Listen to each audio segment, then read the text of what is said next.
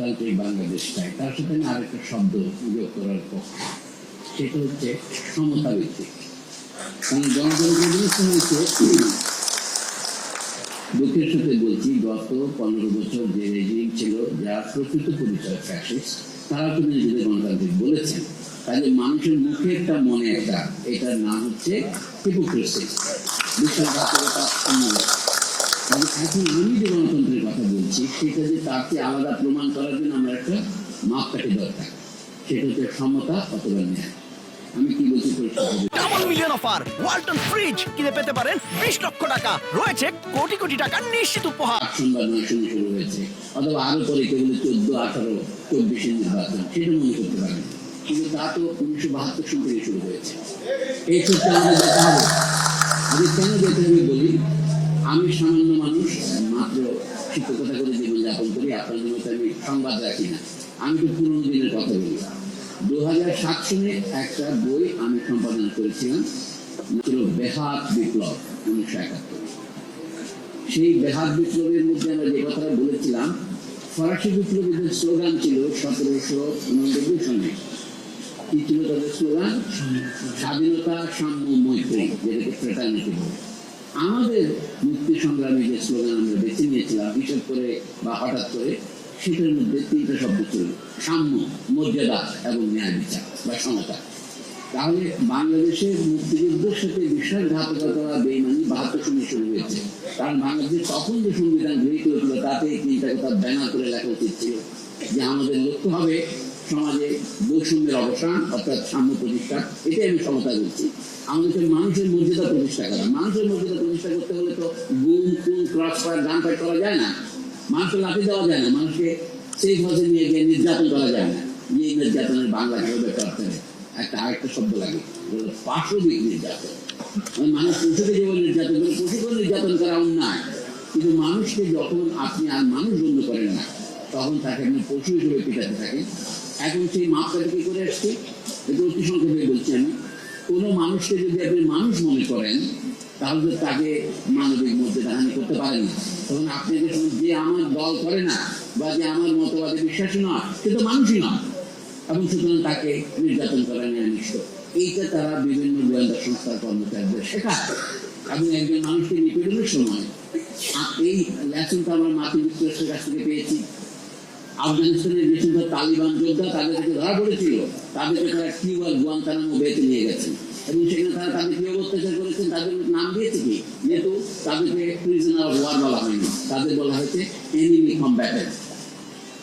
আর কম্ব্যাটেন্ট enemy হয়, নিজের পক্ষে হয় না। সুতরাং তাদেরকে তারা আন্তর্জাতিক মানবাধিকারের সমস্ত নিয়ম মাপকাঠি লঙ্ঘন করে অত্যাচার করেছে। সেখানে আমরা সবাই জানি আবু গারায়ের কারাগারের ছবি ছড়িয়ে পড়েছিল। তাহলে যেখানে মাছের পর্যন্ত মাথা থেকে শুরু হয়, তো আমাদের মুরব্বীদের, যাকে আমাদের দেশ অনুসরণ করে, আপনারা যে সংস্থা প্রতিনিধিত্ব খানিকটা হলেও করেন, যদিও সম্পূর্ণ কিন্তু বললো নিয়ন্ত্রণ মুক্ত, তারা যে কাজ করেছে, এবং সেইটাই কিন্তু আমাদের ফ্যাসিস্ট রেজিমগুলো অনুসরণ করেছে, এটা অস্বীকার করা যাবে না। এখন আমি নতুন বাংলাদেশে চাই যে আমাদের এই দাসত্ব, এই অন্ধ অনুকরণ, প্রভুভক্তি বন্ধ করা উচিত। এখন আমি নিজের পেশায় আছি, আমি 40-41 বছর ধরে শিক্ষকতা করি। আপনারা বলুন, আমি একটা নাম ধরে বলছি, ঢাকা বিশ্ববিদ্যালয়ের শিক্ষক সমিতি গত 15 বছরে কি ভূমিকা পালন করেছে, এটা বলুন। তাদের কি বিচার হওয়া উচিত না? আমি যে তাদের কাকে চাকরি দেবে, কাকে চাকরি দেবে তা নয়, তারা যে সমস্ত নির্লজ্জ প্রেস রিলিজ দিয়েছে, অর্থাৎ ছাত্র আন্দোলনের বিপক্ষে গিয়ে তারা দাঁড়িয়েছে অফিসে, তারা কিন্তু এখনো বহাল তবিয়তে আছে। আমাদের আপনারা যে দাবি করেছেন, প্রত্যেকটা অপরাধের বিচার হওয়া উচিত, এরকম হওয়া উচিত না। তাদের কোনো দেশের সার্বভৌমত্ব আছে কিনা তার প্রধান মাপকাঠি হচ্ছে সেখানে ন্যায় বিচার আছে কিনা। আপনি যদি ন্যায় বিচার জনগণের জন্য নিশ্চিত করতে না পারেন, আপনার ক্ষমতায় বসার অধিকার নাই, আপনি বসতেও পারবেন না।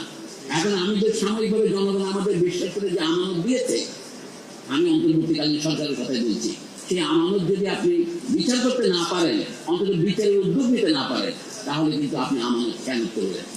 এই জন্য আমাদের প্রথম কর্তব্য হচ্ছে বিচার, দ্বিতীয় কর্তব্য হচ্ছে, আমি বলি এটা আমেরিকানদের কথা বলি, আমেরিকানদের যে সমালোচনা করার দরকার সেটা করলাম, কিন্তু 1945 সালের যুদ্ধ শেষ হওয়ার পর আমেরিকানরা পৃথিবীর সামনে চারটি আদর্শ তুলে ধরেছিল। সেগুলো কি ছিল? Freedom of thought, freedom of religion and freedom from war, freedom from fear.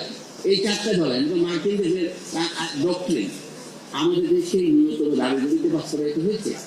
দুটো হচ্ছে আমাদের এখানে রিলিজিয়ন, এখানে একটা কথা হচ্ছে আমরা নতুন বাংলাদেশে এমন কিছু চাই না কোনো ধর্মকে নিপীড়ন করা হবে, কোনো জাতিকে নিপীড়ন করা হবে, এটা চাই না। আগে কথা বলা হতো আওয়ামী সরকার বাংলাদেশের মুক্তিযুদ্ধের সাথে বেইমানি করেছে, তার প্রমাণ হচ্ছে লিখছে বাংলাদেশের নাগরিকগণ বাঙালি পরিচিত হবে। এটা তো ফ্যাসিস্ট মতাদর্শ, এটা হলো জার্মান ফ্যাসিস্টদের মতাদর্শ যে দুনিয়ার 10 লান উবার আলেস, আমাদের বাংলা লান উবার আলেস, এটা তো ফ্যাসিস্ট মতাদর্শ। বাংলাদেশের জনগণ বলতে হবে আমাদের জাতি, ধর্ম, বর্ণ অথবা অন্য কোনো বৈষম্য চিহ্নমূলক নির্বিশেষে সকল জনগণের রাষ্ট্র। এটা হচ্ছে আমাদের নতুন বাংলাদেশের প্রথম শপথ। তারপরে দ্বিতীয় হচ্ছে এখানে আর কোনো গুম খুন অথবা ক্রসফায়ার হবে না। সামরিক বাহিনীর অবসরপ্রাপ্ত কর্মকর্তা যাদেরকে হত্যা করা হয়েছে ক্রসফায়ারের সঙ্গে বেড়ে তার বিচার এখনো হয়নি। তাহলে আমরা বুঝতে পারি ফ্যাসিজম জিনিসটা হাওয়া থেকে আসে না, আকাশ থেকে না দেবে না, এটা আমাদের মধ্যে থেকে উদ্ভূত হয়েছে। সেটার বিরুদ্ধে আমাদের লড়াই অব্যাহত রাখতে হবে। আমরা যে লড়াই করেছিলাম যে বেহাত বিপ্লব 1971 বইটা যখন আমরা প্রকাশ করলাম, আমরা নানা প্রতিরোধের মুখোমুখি হয়েছি, কিন্তু দেখে যে এখন তরুণরা এটা পড়ছে। সেইখানে বিশ্লেষণের মূল প্রবন্ধটা ছিল আমাদের শিক্ষক আহমদ সবার লেখা বাংলাদেশের রাজনীতির জটিলতা। এখনো তরুণ যারা জ্ঞান জি বলছেন তাদেরকে বলে যে ওই প্রবন্ধ পড়ে দেখেন যে বাংলাদেশের বর্তমান ফ্যাসিজমের উৎপত্তি হয়েছে মুক্তিযুদ্ধ যারা করে নাই তাদেরকে মুক্তিযুদ্ধের জনক বলছেন এবং যুদ্ধ যারা পরিচালনা করছেন তাদের নাম নাই। এই বেইমানিটা করতে হবে। আজকের বিকৃতি শুরু হয়েছে আমাদের যে ভিত্তি গোড়ার মধ্যে ইতিহাসের ভিত্তি। আরেকটা বলি, আপনারা তা কেউ কেউ এটাই নতুন বাংলাদেশ বলছেন এবং তরুণেরা যদি বলেন দ্বিতীয় স্বাধীনতা, আমরা তাদেরকে আপত্তি করতে পারি না, কারণ স্বাধীনতা আমাদের হাত থেকে চুরি হয়ে গিয়েছিল।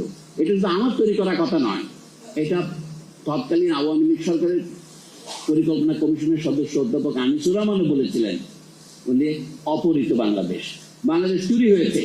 কি চুরি হয়েছে? স্বাধীনতার চুরি হয়েছে। তাহলে সেটা আমরা পুনরুদ্ধার করেছি।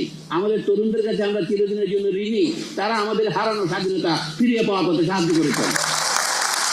এখন বলি আমি আমাদের ইতিহাসের ক্ষেত্রে যে পুকুর চুরি হয়েছে সেটা কি? ব্রিটিশ শাসনের অবসান এই দেশে কয় তারিখে হয়েছিল? আমরা সেটা কিন্তু সেলিব্রেট করি না। 15ই আগস্ট 14ই আগস্ট 2 তারিখেই 1947 সনে হয়েছিল একটা ভারতের স্বাধীনতা দিবস। ভারতীয়রা আবার ব্রাহ্মণ, ওরা কুষ্টি নারীকে স্বাধীনতা দিবস ঠিক করে না, তাই 15ই আগস্ট করেছে। আর পাকিস্তান করেছে 14ই আগস্ট। বাংলাদেশে এখন 14 আগস্ট আমরা নীরবতা পালন করি। আমরা কি প্রথম সেদিন স্বাধীন হই নাই? ব্রিটিশ শাসনের অবসানে দেশের কিন্তু স্বাধীনতা আমরা প্রতারিত হয়েছিলাম বলে 71-এ সেই স্বাধীনতা আবার উদ্ধার করেছি। তাহলে ওইটাই যে দ্বিতীয় স্বাধীনতা। তাহলে এবং 24-এর 5ই আগস্টের স্বাধীনতা তৃতীয় স্বাধীনতা। মানে স্বাধীনতার মধ্যে পর্যায়ে আছে।